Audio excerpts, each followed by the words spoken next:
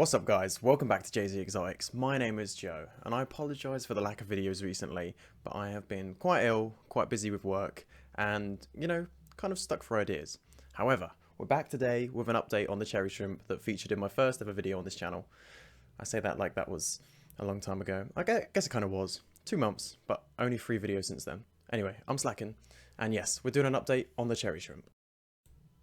Now, when you guys first saw this tank of cherry shrimp, it looked a lot different to what it does now. Here you can see it in that original video, and now I'm going to show you what it looks like now. The plants have grown exponentially. They've been doing really well under these lights.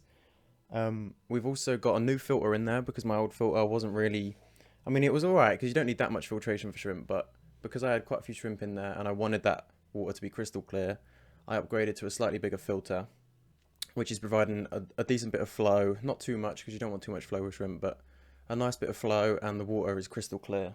Now I've also changed the substrate. Well, not changed, but I've put a new substrate on top of the old substrate, and it's some aqua soil that I've got recently from buying a used fish tank. So I've washed the aqua soil out and I've put that in. I've never used aqua soil before, but I'm hoping the addition not only will it make the plants grow even better, and hopefully we'll get even better colours on the plants, but also it's a lot darker than the old gravel, so that there's a lot more contrast on the shrimp, and the colours look a lot better, and hopefully that'll help me with culling the shrimp as well.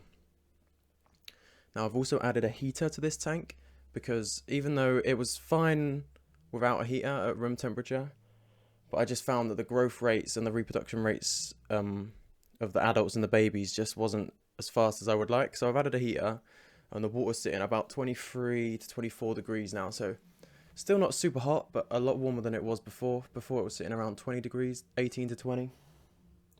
But yeah, now it's a lot warmer in there. The shrimp seem a decent bit happier. I reckon they've got more energy now it's warmer.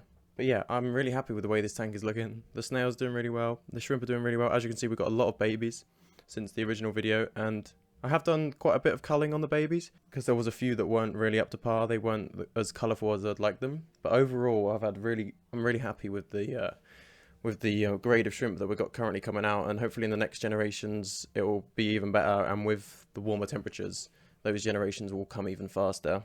But yeah, that's what the main colony looks like at the moment. Now with the Cull Tank itself, as you can see, it's looking really nice. Again, the plants have grown in really well with this tank. I have added a lot more culls than the first 7 that went in there in that previous video. We've got more culled from the main cherry shrimp. Like a lot of the babies, there was a few that really weren't up to scratch. They were quite clear or quite like dirty colour. They weren't that nice red that I want.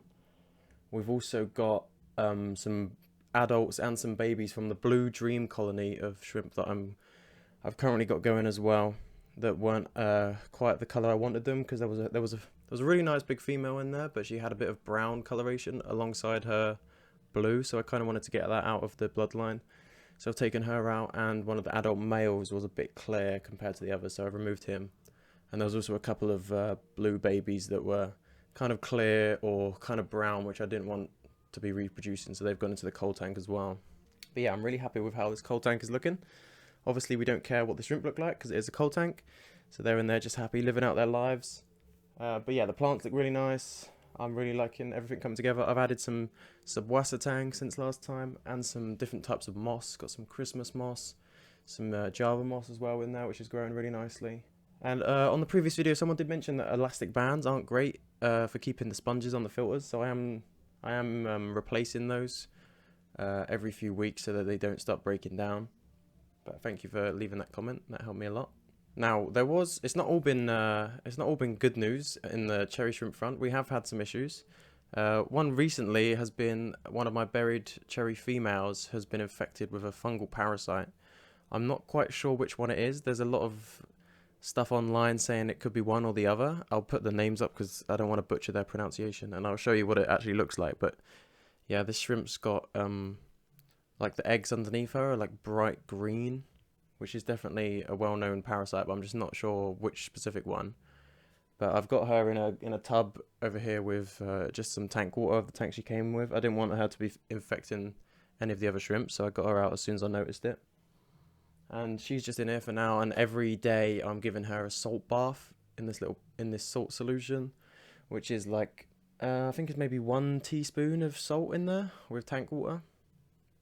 but I googled, if you guys do have it, just Google what the proper measurement should be, because I don't want to give you false information. But yeah, I mixed up a batch of that solution, and I've been just giving her like a 20-second salt bath and that every day, and hopefully her fungus will start to clear up soon. But yeah, just definitely didn't want that to spread to any other shrimp in the tank. Now with the blue dreams, which I haven't shown that much on the channel yet, they're doing really well. I'm really happy with this tank. The plants have grown in brilliantly. And one thing I will add, I've been doing so much trimming on the plants in all of the tanks. The plants have been growing so fast. Mostly I've got parrot's feather and alodia, I believe the two main plants are, and they just grow insanely quick. But I love how they look. But yeah, I've been doing a lot of trimming on these to keep on top of it, otherwise it would just be a complete jungle in these tanks. But yeah, this is the Blue Dream tank. I think it's looking brilliant. I've had lots of new babies, which I'm very excited about, because I only started out with 10 shrimp, which went down to 5, like 5 of them disappeared. So I only had 5 in there breeding. And now I think I've probably got maybe 30 shrimp or so in there. So it should be huge in the next generation, the baby boom, as it were. Not had many culls from this. As I say, there was those 2 adults that I took out, and maybe 1 or 2 babies that weren't up to scratch that I culled, but the rest have all been really good. The snails have been doing brilliantly in here as well. One thing that has been an issue is I've had a little bit of a Planaria outbreak in this tank, which I've been trying to keep on top of manually. I've been just removing every Planaria that I see with a pipette, just removing them like that, because there's not been that many. But every time I see one, I just take them out, and it has been reducing it, because I'm not really keen on using a chemical just yet, because I don't want my snails to die or have to take the snails out and then use the no Planaria or whatever it is. But if it does get bad, I will have to resort to that. But yeah, that's that tank doing really well. I will just mention as well, in terms of feeding all these shrimp tanks, I've not been doing really anything special. I've not bought any specific shrimp food or anything. I've literally been dosing all the tanks like every couple of days, maybe, because my filtration is quite good. We've literally just ground up fish food, like really finely ground, and just sprinkling it throughout the tank. And basically all that does is it spreads throughout the water column and just like covers everything in a fine layer of protein, which is what your biofilm is going to grow on. And that's the shrimp's main source of food. Every maybe week or so, I also give them an algae wafer, which is also really useful for clumping all the shrimp together so that I can cull them more easily, because I can see all the shrimp in one area and like compare colours a lot easier.